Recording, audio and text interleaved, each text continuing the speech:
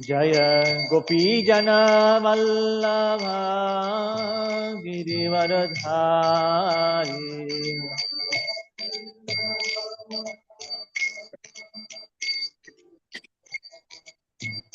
जय गोपी जन वल्लभ गिरिवरधारी।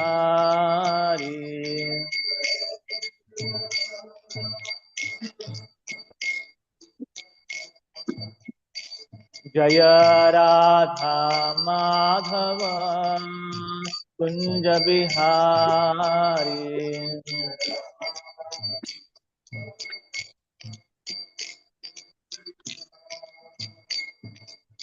यशोदानंदन व्रज जन रंजन।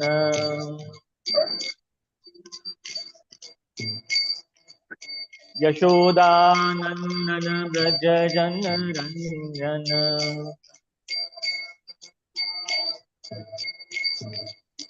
यशोदानंदन व्रज जन रंजन।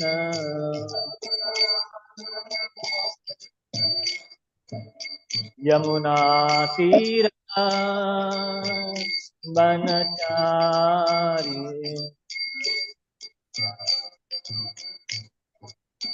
यमुना तीरा बनचारी।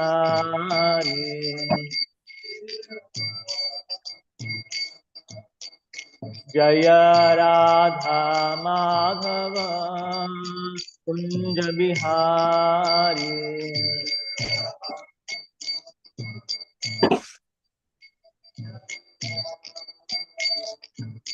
हरे कृष्ण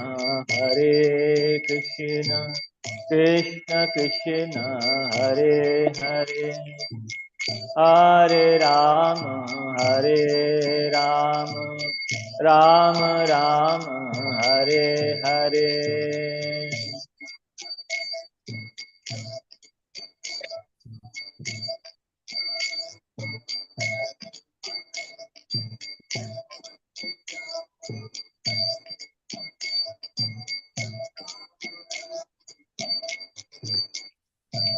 हरे कृष्णा कृष्णा कृष्णा हरे हरे, हरे राम राम राम हरे हरे।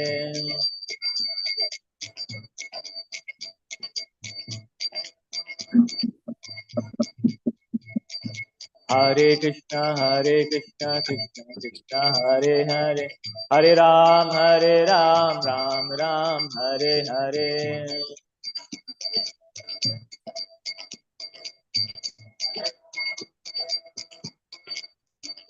जय राधा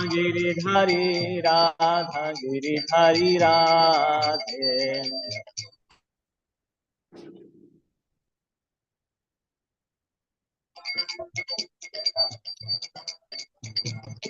जय जगन्नाथ जय बलदेव जय सुभद्रा।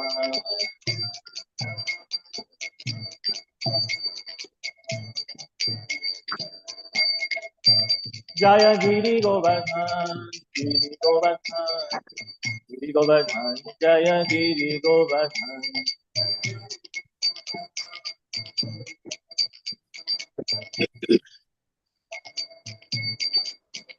जय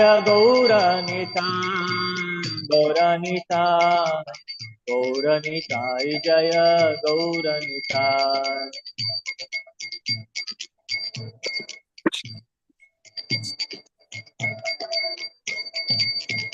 जय जय प्रभुपाद जय जय प्रभुपाद।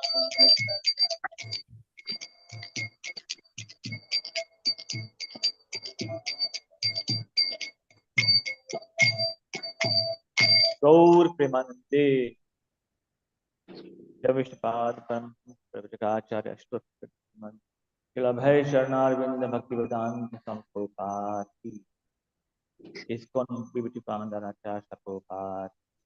अनंत कोटि वैष्णव वृंद की कृष्ण चैतन्य प्रभु नित्यानंद, श्री अद्वैत गदाधर शिवासादि गौर भक्त वृंद की Shri Radha Krishna Gopinath Shama Kunda Radha Kundi Vrindavan Dham ki Mathura Dham Yamuna Mai ki Ganga Mai ki Bhakti Dev Tulsi Maharani ki ग्रंथ राज श्रीमद् भागवतम की युग धर्म हरिनाम संकीर्तन की समवेत भक्त वृंद की कार्तिक मास महा महोत्सव की all glories to devotees, all glories to devotees, all glories to devotees, all Krishna. Hare Krishna. For those who have just come in, welcome. I extend a very warm welcome to you. If you'd like to stay, please, have a seat, and we will have a Srimad Bhagavatam class. So we'll read from Srila Prabhupada's Lilamrita first.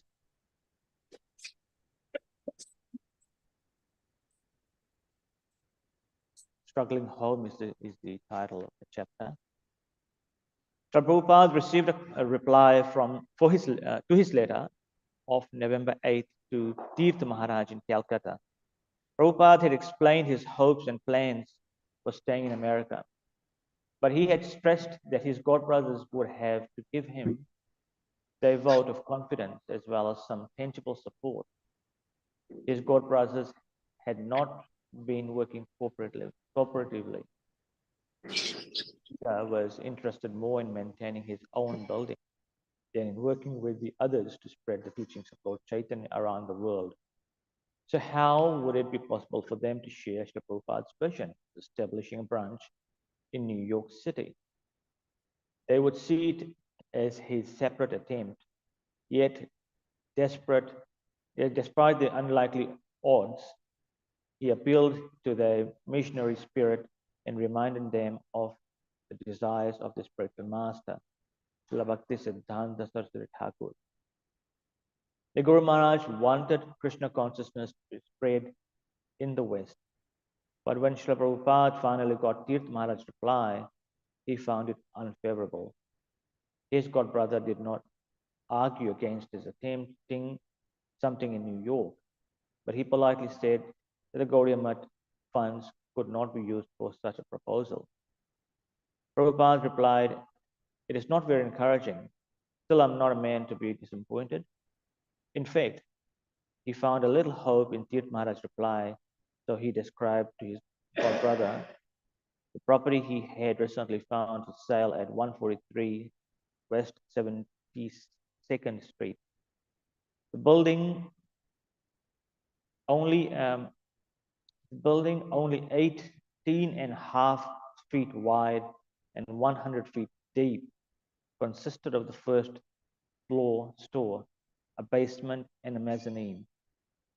Prabhupada presented Tirtha Maharaj the price, $100,000 with a $20,000 cash down payment, and remarked that this building was twice the size of the research institute in Calcutta.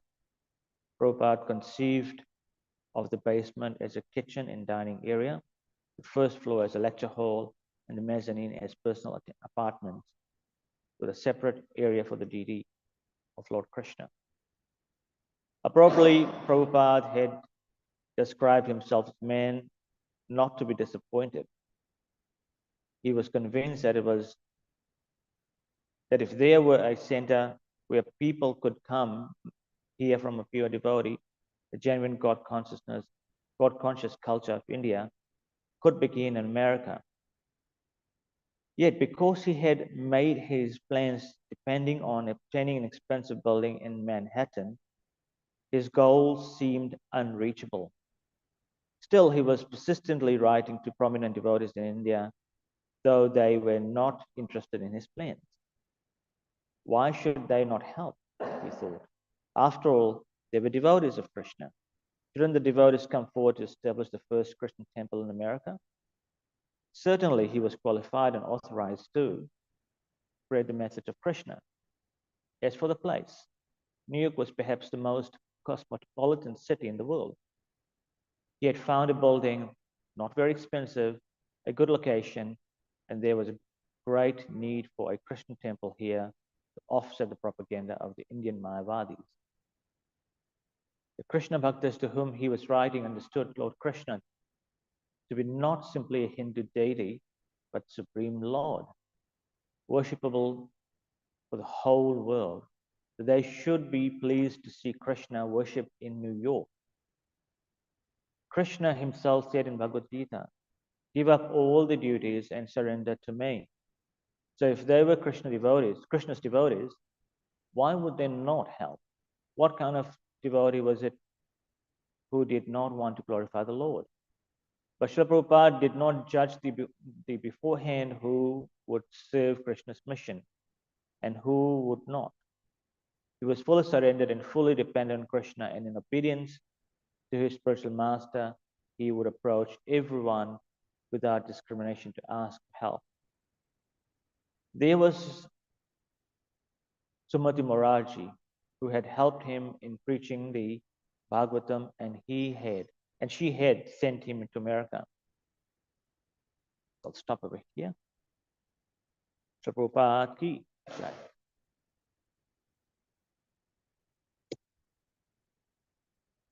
Om Namo Bhagavate Vasudevaya. Om Namo Bhagavate Vasudevaya. Om Namo Bhagavate Vasudevaya. Srimad Bhagavatam, Canto 4, Chapter 24, verses 24 and 25, chanting the song sung by Lord Shiva. Tarhyeva sarasastasman nishkramantam sahanugam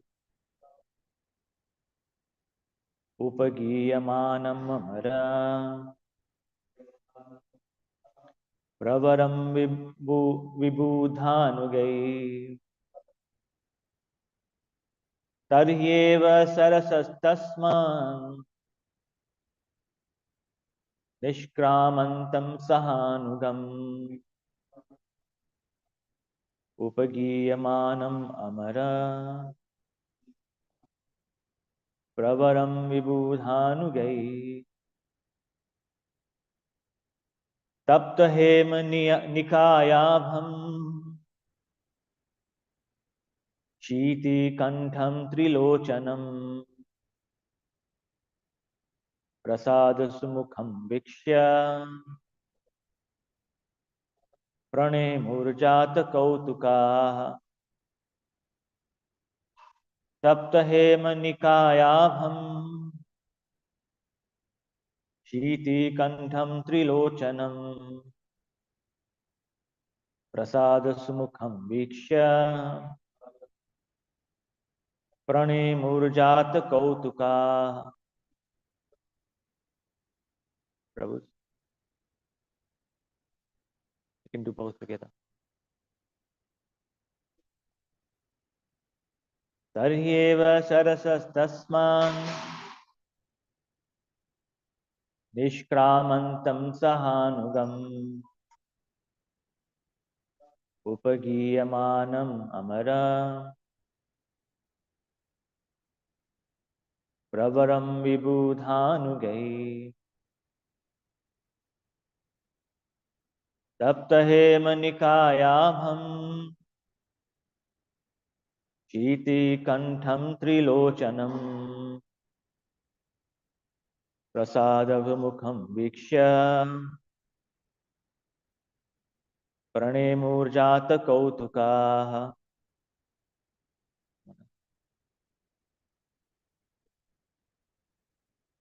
Taryeva sarasastasman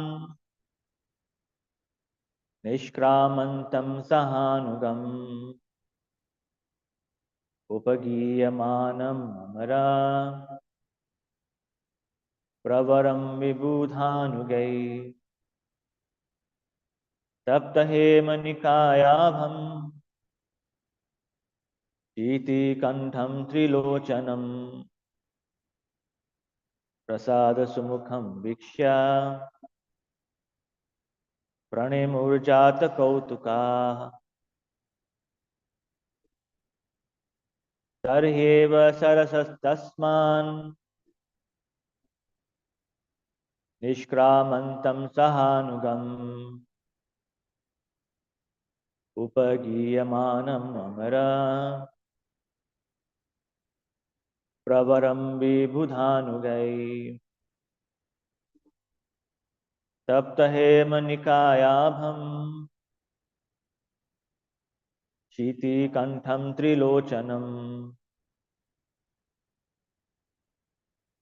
sadasumukham vikshya pranemurjata kautuka. Okay, word by word translation. Tarhi, in that very moment, ever, certainly, sarasaha, from the water, tasmat, therefrom, nishkramantam, coming out, saha anugam, accompanied by great souls, upagiyamanam, glorified by the followers, amara pravaram, the chief of the demigods, vibudha anugai, followed by his associates,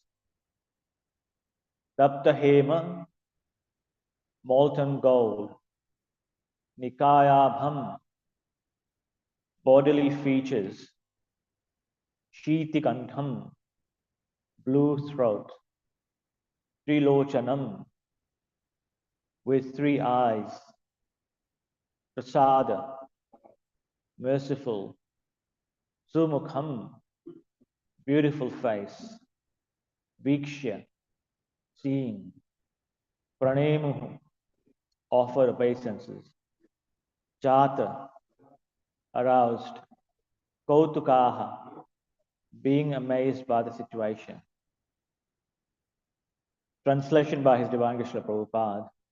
The Prachetas were fortunate to see Lord Shiva, the chief of the demigods, emerging from the water with his associates. His bodily luster was just like molten gold. His throat was bluish, and he had three eyes, which looked very mercifully upon his devotees. He was accompanied by many musicians who were glorifying him. As soon as Prachetas saw Lord Shiva, they immediately offered their obeisances in great amazement and fell down at the lotus feet of the Lord. Purport by His Divine Srila Prabhupada. The word Vibhudhanugai indicates that Lord Shiva is always accompanied by the denizens of the higher planets known as Gandharvas and Kinnaras. They are very expert in musical science, and Lord Shiva is worshipped by them constantly. In pictures, Lord Shiva is generally painted white, but here we find that the color of his skin is not exactly white, but like molten gold or a glowing yellowish color. Because Lord Shiva is always very, very merciful, his name is Ashutosh. Amongst all the demigods, Lord Shiva can be pacified even by the lowest class of men, who need only offer him obeisances and leaves of a bel tree. Thus, his name is Ashutosh, which means that he is pleased very quickly. Generally, those who are very fond of material prosperity approach Lord Shiva for such benediction. The Lord, being very merciful, quickly awards all the blessings the devotee asks for him.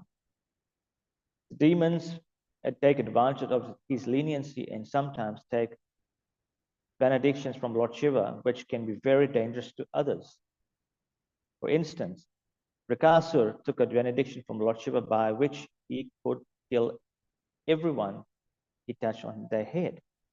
Although Lord Shiva sometimes very liberally gives such benedictions to devotees, difficulty is that the demons, being very cunning, sometimes want to experiment improperly with such benedictions.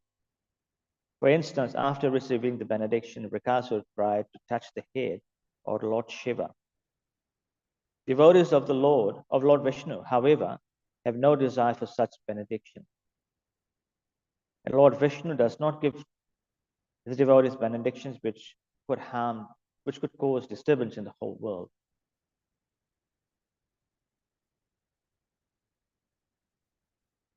Om Ajnanatimirandhasya Jnananjanashalakaya Chakshurunmilitam Yena Tasmai Shri Gurave Namaha.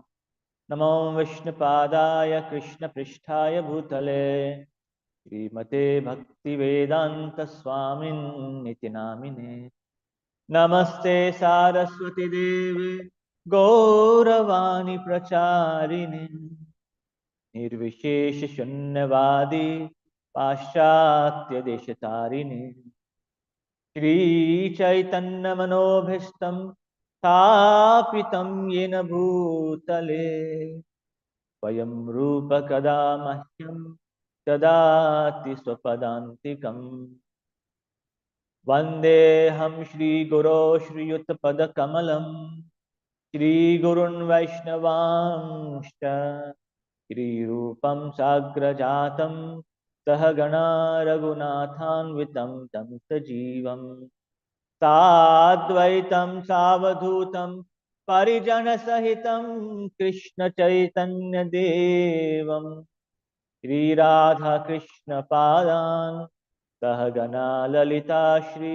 Vishakhanvitamshta He Krishna Karuna Sindho Deenabandho Jagatpate Gopesh Gopika Kanta Radha Kanta Namostute Tapta Kanchana Gaurangi Radhe Vrindavaneshwari Vrishabhanusute Devi Pranamami Haripriye Vancha Kalpatarubhyashta Kripa Sindhobhya eva cha Patitanam Pavanebhyo Vaishnavebhyo Namo Namah Shrimad Gopishwaram Mande Shankaram Karunamayam Sarvaklesha Haram Devam Vrindaranyarati Pradam Jai Shri Krishna Chaitanya Prabhu Nityananda Shri Advaita Gadadhara Srivasadi Gaura Bhakta Vrinda Hare Krishna Krishna Krishna Hare Hare Hare Rama Rama Rama Hare Hare. So we are actually hearing the song sung by Lord Shiva called Shiva Geet in Srimad Bhagavatam. And as we hear that Pracheta is actually going to perform devotion service, perform some tapasya, and in that case, Lord Shiva appears with the Gandharvas, the Kinnaras, and associates, the musicians, to give them darshan. So here, Lord Shiva is described with a bodily luster, which is like molten gold. We sometimes hear that Lord Shiva is whitish in complexion. Sometimes we hear the verse, Karpura Gauram, Karunavataram. Karpura means Kempa, one who is the complexion of Kempa. There's another similar verse that describes him as Karpura Gauram. But in here, he is described as having the molten gold complexion. In fact, Lord Chaitanya, when he visited Bhubaneswar, he visited the temple of Lord Shiva, and he offered him 8 prayers called Shivashtakam.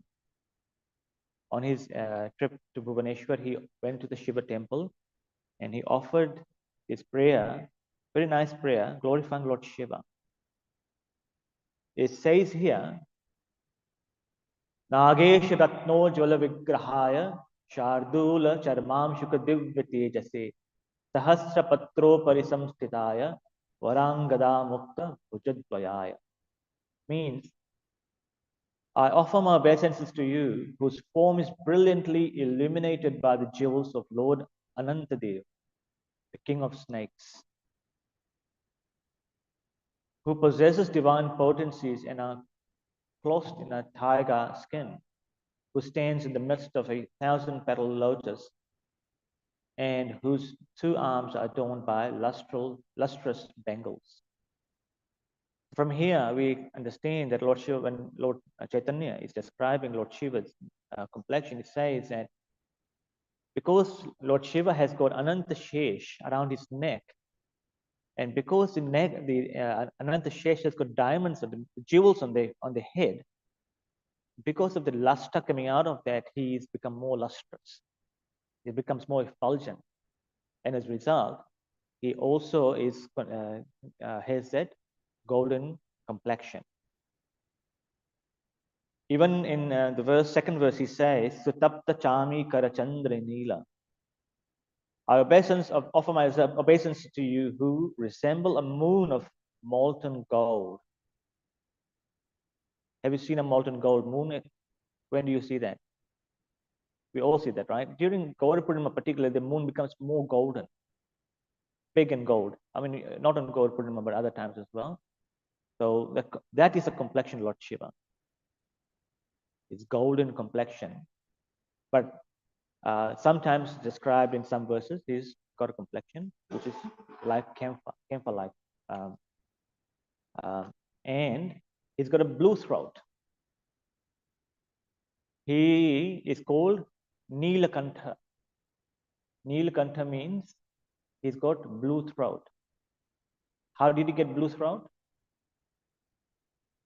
Because when the Kalakut poison emerged from the Samudra Manthan, from the churning of the ocean, he drank this poison. Lord Shiva is not an ordinary personality. He's a very great personality.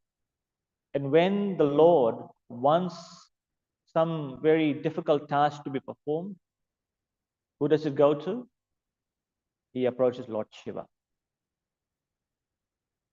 Some difficult tasks, which only someone very, very trusted can do, isn't it?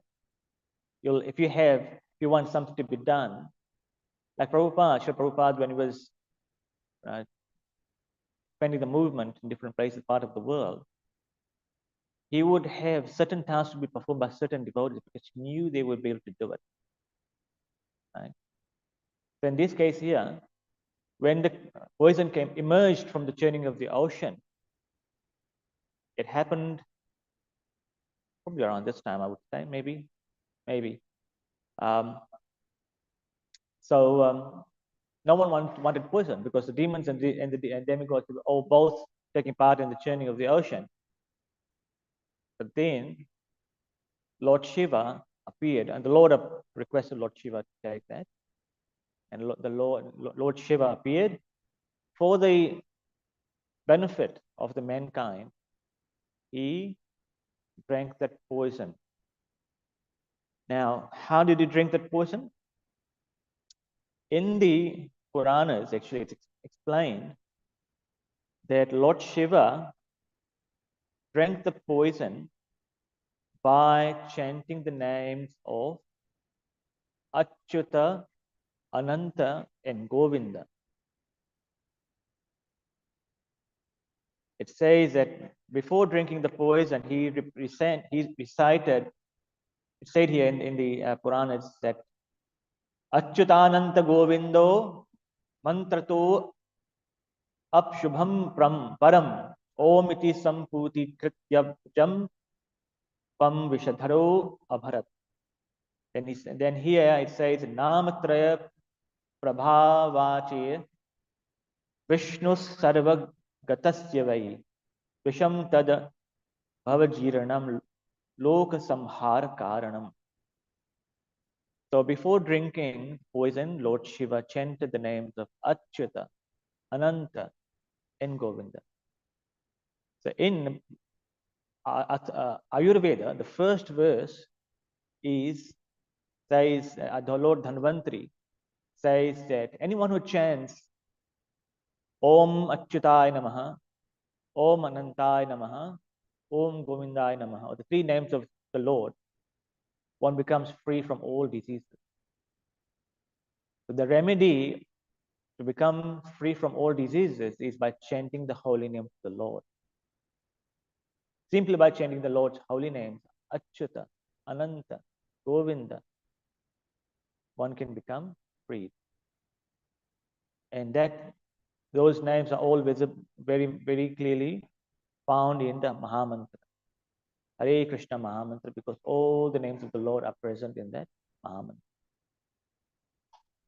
So before drinking, he chanted the holy names of the Lord, and by the potency of the Lord's holy names, he was able to contain the poison in his throat. And because of that, because he chanted the names of the Lord, the throat became bluish. So that is one example of how Lord Shiva took up the service of drinking the poison. Then we also hear when Bhagirathi, when he wanted to bring Ganga to this material world, there was no one who was able to bear the force, because if Ganga was with the force that Ganga would appear from the spiritual planets, it will go with such a force that it will pass this earth planet and go past through the Patal Loka. And so the only option was for Lord Shiva to bear Ganga in his hair. So the Lord asked Lord Shiva to take up this service, and Lord Shiva very nicely opened up his jata, what do you call it, the round, the entire hair, and then he allowed Ganga to get on, and he then quickly tied up the hair to hold Ganga from going elsewhere. So he was able to do that. And because of Lord Shiva's mercy, we are able to have Ganga on this planet. And one of the reasons why Lord Shiva was able to do that, because Lord Shiva was a great devotee of the Lord, and so he was able to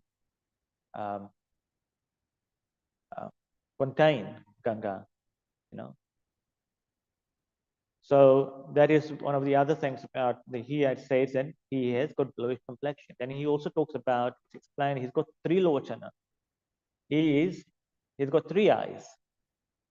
The three eyes represent sun, moon, and the third eye represents Agni, fire.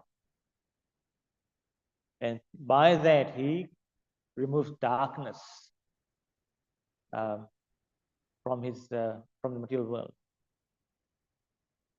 And he's always accompanied by musicians and his devotees.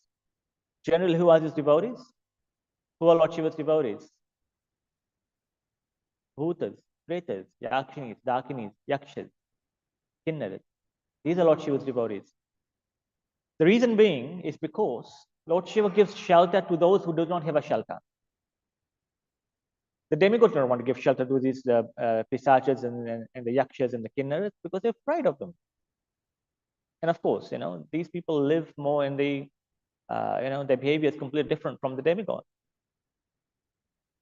But Lord Shiva is such a great personality, is that because of that, he was able to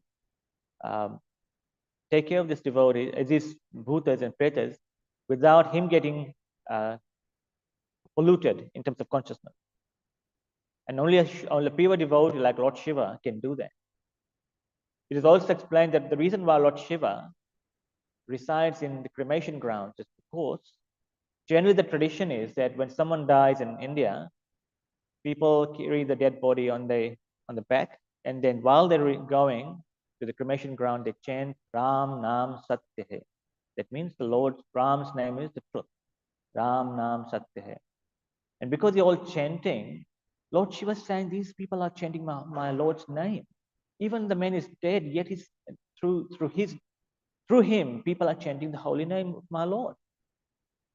And so, Lord Shiva, because the reason why he smears his body with bhasma or the powder that is created from the burnt bodies, ashes, he smears his body with ashes because he considers the people who has died, has chanted the names of the Lord, and considers them to be dear. That's another reason. So, we have to understand the transcendental position of Lord Shiva. Lord Shiva is just no ordinary personality. A lot of times we mistake Lord Shiva to be just a demigod, but no. In the Bhagavatam it says, Vaishnavanam Yatha Shambhu. Lord Shiva is one of the 12 Mahajan, 12 great devotees of the Lord. There's no ordinary personality. So when we say Mahajana, we talking about the greatest of all the Vaishnavas. So we have to be very careful when we're dealing with Lord Shiva. And a lot of times we pay lip service. We just say, yeah, he's a great devotee, a great Vaishnava, but do we actually honor him? I don't think we don't. We should, we see here that when the Prachetas saw Lord Shiva, they immediately offered their respectful obeisances to Lord Shiva. And this is a great example for us that whenever we see Lord Shiva, we must at once bow down. We're not offering obeisance to a demigod. Always remember that. There's a difference between worshipping, offering obeisances, pranam, to a demigod, and that to a Vaishnava. So whenever we see from the example of Prachetas, we see that, and not only that, but other examples in the Puranas and in the Bhagavatam. And when someone like Lord Shiva is seen, immediately offer obeisance, because Lord Shiva is great Vaishnava. If we can offer obeisances to our own Guru and to another Vaishnava, sadhu or sannyasi, why can't we offer that same respect to Lord Shiva? Because he's the greatest Vaishnava. And I think we should. We should always have this mentality that we are offering obeisance to this greatest Vaishnava, this great Vaishnava. We're not offering obeisance to our demigod. When we have this right perspective, then we'll be able to offer respects not only to Lord Shiva, but to everyone. We should offer respect to everyone, to appreciate everyone. We should always see that everyone, the Lord resides in every soul. But we discriminate sometimes. He's a demigod. But here we are, from the Vaishnava's perspective, we will always see Lord Shiva as a Vaishnava.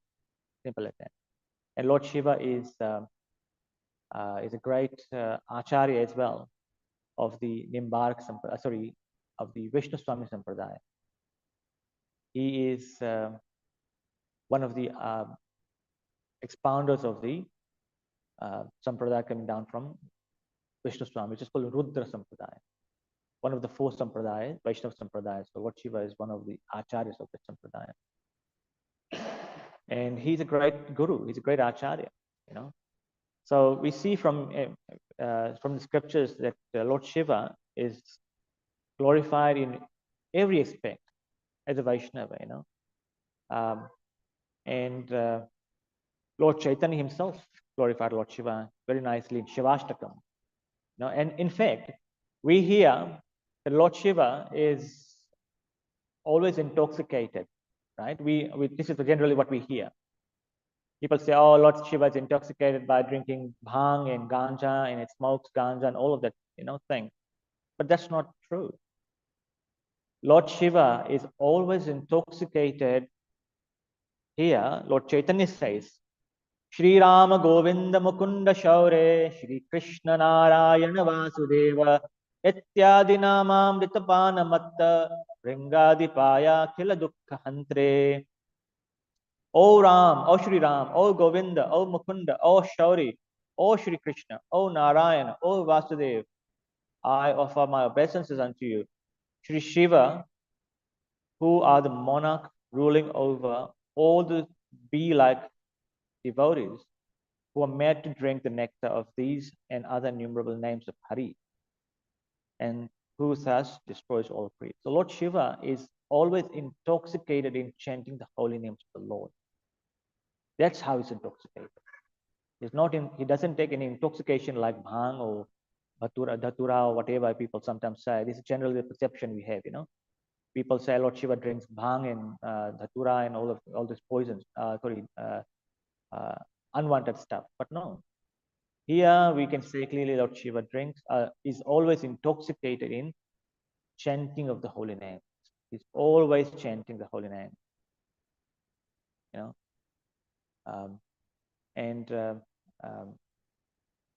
Not only Lord Shiva, but even Lord Shiva's wife, Durga, is a great devotee. She's known as Vaishnavi.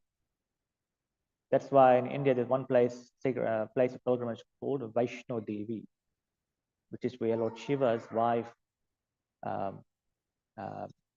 Vaishnavi, she's worshipped as Vaishnavi. So he's a great devotee. So sometimes people will wonder, in some Puranas, Lord Shiva is glorified as the Supreme. And in some Puranas, of course, Krishna or Vishnu, Narayan is glorified as the Supreme. So how do we understand its contradiction? In this case, Jiva Goswami explains that actually the reason is because in one Manvantar, which is called Tamas Manvantar, the Supreme Lord, made Lord Shiva as a controller for that Manvantar. And because of that, he became the controller for that Manvantar. He is glorified in the Puranas, in the Shiva Purana and in the Shaiva Puranas as the Supreme Lord. But that's all. Whatever stories we hear about Lord Shiva being Supreme is all coming from that Manvantar only. In that Manvantar, Lord Shiva is glorified as Supreme. So this is where the Jiva Goswami explains this contradiction. Then we also hear about Lord Shiva giving instruction to his son that wherever there's contradiction in the Puranas, right?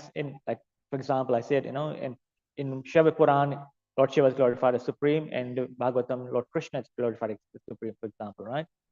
So in this case here, Lord Shiva actually says, and this is quoted by Madhvacharya, he says that Vaishnava Purana has been compiled from Pancharatras are evidences and so are Smriti Shastras like Manusmriti. And as long as they're aligned with these Vedas, in these Vaishnava Puranas, only Vishnu's and not any other's supremacy is upheld. Therefore, only such portions have to be considered and others should be discarded.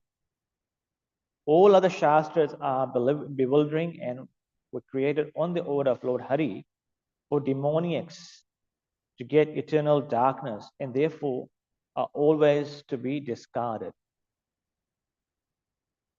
And again, in the Skanda Puran, Lord Shiva himself instructs his son, Sanmukha, which is Kartikeya. He says, the statements of the Shiva scriptures should only be accepted when they agree with the Vaishnava scriptures. Lord Vishnu is the only Supreme Lord. This is what Lord Shiva is saying. And knowledge of him is the path to liberation.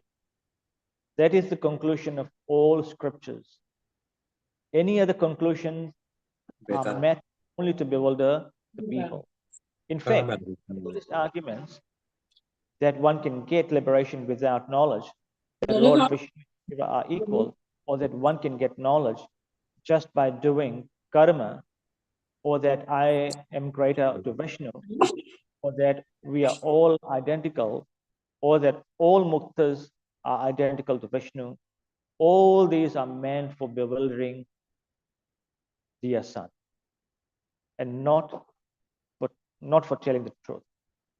The Lord Shiva clearly states here that wherever there's contradiction, the Vaishnava scriptures are to be upheld as supreme, because these are Sattvic Granthas. The 6 Puranas particularly are in the mode of passion, and the other 6 are in the mode of ignorance. But the 6 are in the mode of goodness are Srimad Bhagavatam, Padma Puran, Vishnu Puran, Garud Puran, a few others. So these are Vaishnava Puranas.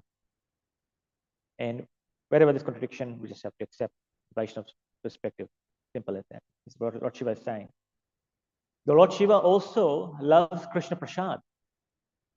There's one time there was a devotee of Lord Shiva who used to daily visit Lord Shiva. This was in India. I think it was in Gujarat.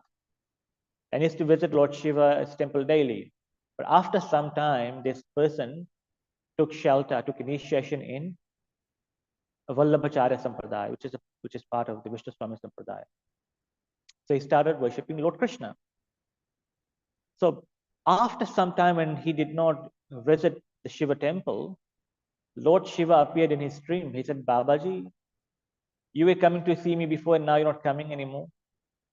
So this Baba said, now I've got even your Lord, I've got Krishna now, who is even your Lord. Why should I come anymore? So Lord Shiva said, okay, that's true, that's good. But to me, Krishna Prasad is very dear. Why don't you give me some Krishna Prasad? So from what happened from there on, this devotee would go to Krishna temple first, take some prasadam, and then go to the Shiva temple and offer Lord Shiva Krishna Prasad. Then there's also the Lord Shiva is very much enjoys Srimad Bhagavatam. There's a story in Kerala. There was one devotee who used to recite Srimad Bhagavatam daily. And people used to love hearing him this Srimad Bhagavatam. So one day, this devotee, he went to North Kerala to a temple, to a Shiva temple, which only remained open for a few days throughout the year, only a few days throughout the year. So he went, he took his bath, and then he started reciting Srimad Bhagavatam at the temple. And people would come and listen to him. So he would do that. So after he finished his reciting Srimad Bhagavatam, he closed the book, he put a bookmark on it, and then he left. And then when he came back the next day, because he put a bookmark there so that he could continue from that part on. And the story was actually from Srimad Bhagavatam, where Lord Krishna is actually teasing Queen Rukmini. That is a chapter, that is a discussion that was going on in the chapter. And the basic gist of it was that Lord Krishna asked Rukmani Devi, why did you even marry me? Why you had so many other wonderful, stronger contenders, like Shishupal and a few others, why did you marry me? So by hearing these words of Krishna, Rukmani Devi fainted, and Krishna started consoling her. So this is the chapter, the gist of it, the chapter. And so when this devotee closed the book, put a bookmark, and then he left, next day when he came, he's surprised to see that that bookmark had actually come back to the same place where he started previous day, which was right very beginning of the chapter. And then he started again the same chapter. And this was going on for the few days, exactly same thing. He would recite the same thing, same day, every day. He would put the bookmark, he would go home, and then next day he would come back and the bookmark would come back to the same place. So he continues again from that day. Then when the last day of the temple, when the temple was about to close, they came to an end, he basically finished and then he closed, and he started leaving the temple with other devotees there. And so then he crossed the river and passed, and he remembered actually he has forgotten his Srimad Bhagavatam book there. So he went back he went back, he crossed the river and went back to the temple, and to his surprise, it was in the evening. And he saw some voice coming out from the temple. Someone's reading Srimad Bhagavatam. And when he peeped inside, to his surprise, he saw Lord Shiva sitting there reciting Srimad Bhagavatam, the same chapter he was reading all this time.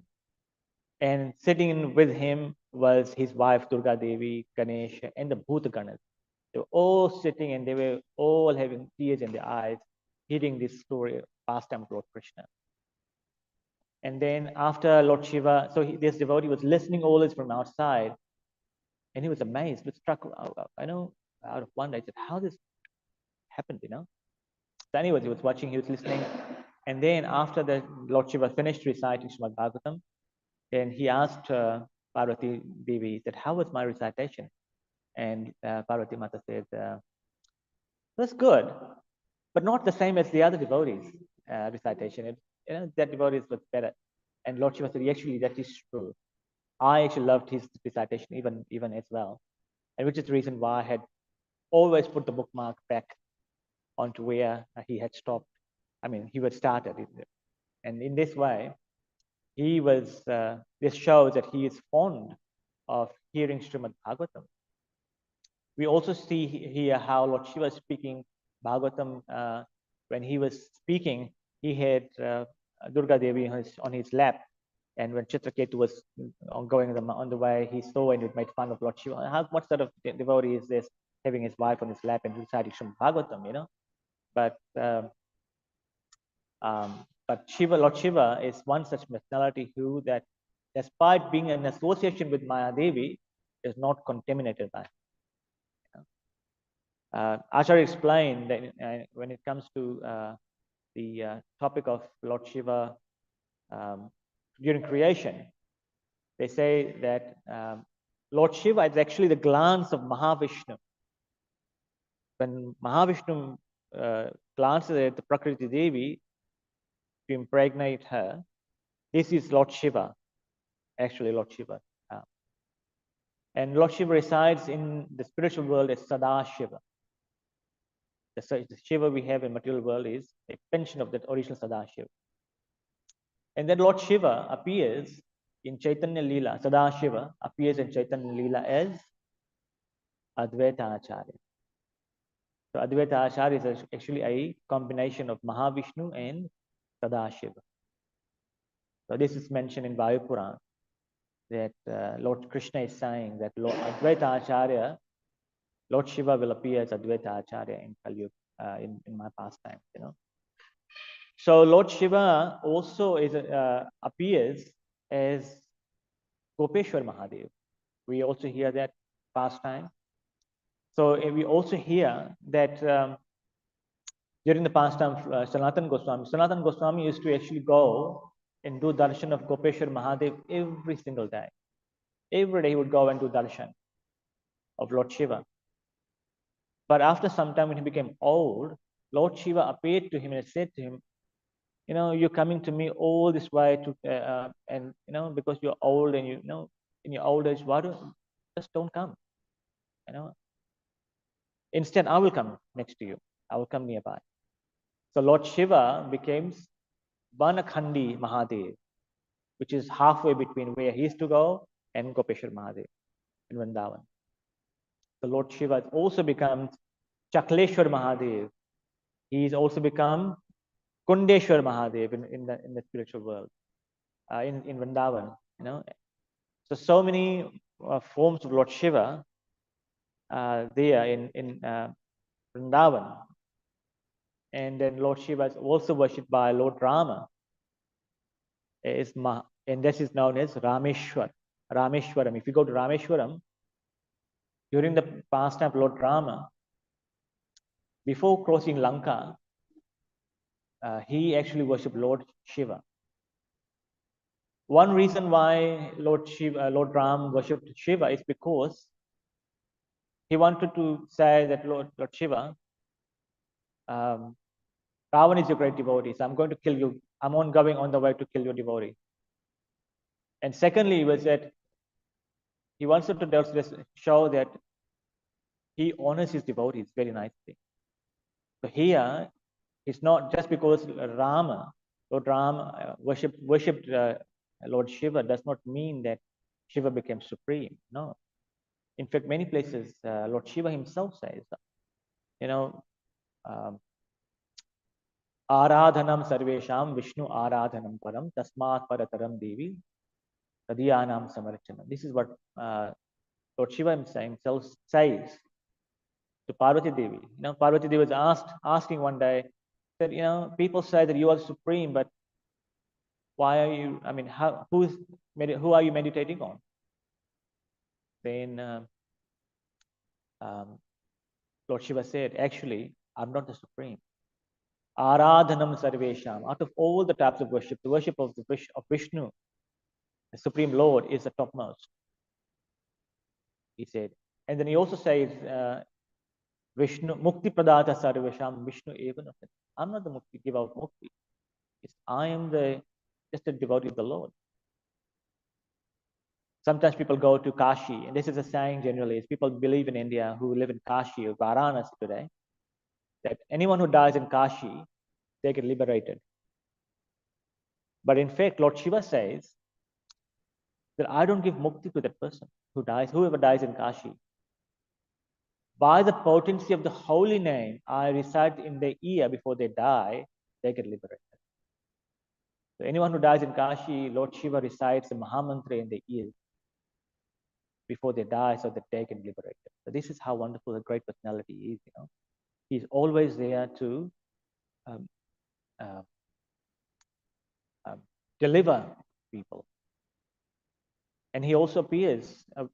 If we have genuine desire to worship the Supreme Lord, Lord Shiva will bless us with that. And this is why we have to beg him to give us Krishna Bhakti. Give us this opportunity to serve the Supreme Lord. In the past time of Narsi Mehta, I don't know whether you know him. Narsi Mehta was a great saint, devotee of Krishna in Gujarat. And he was actually dumb, and he was deaf as well, I think, something like that.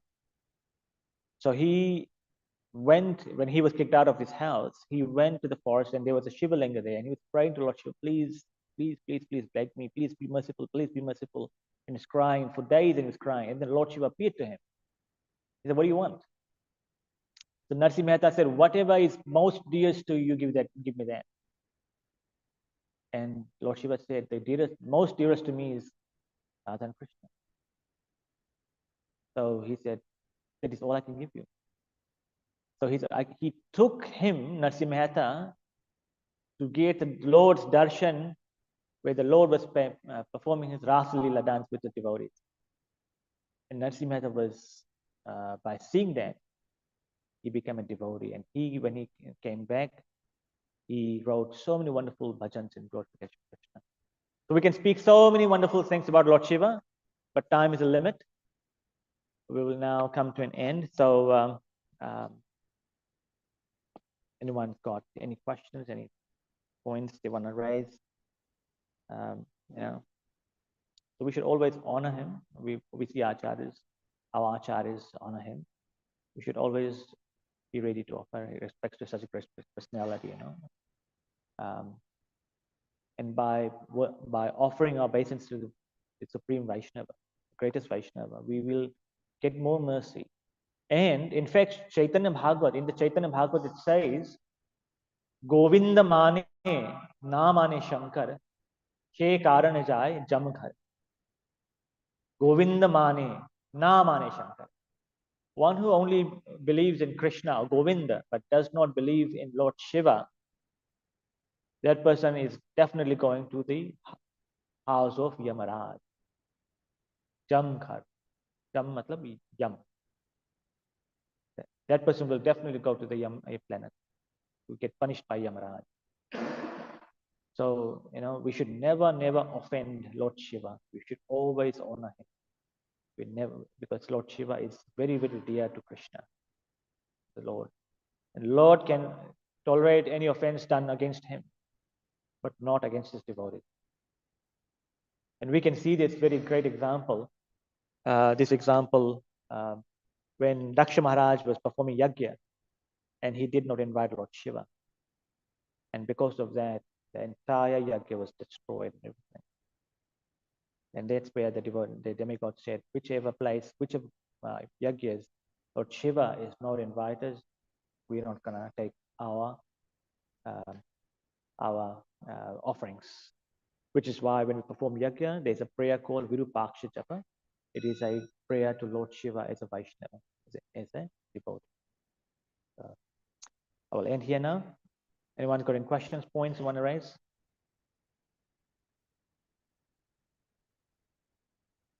Yes.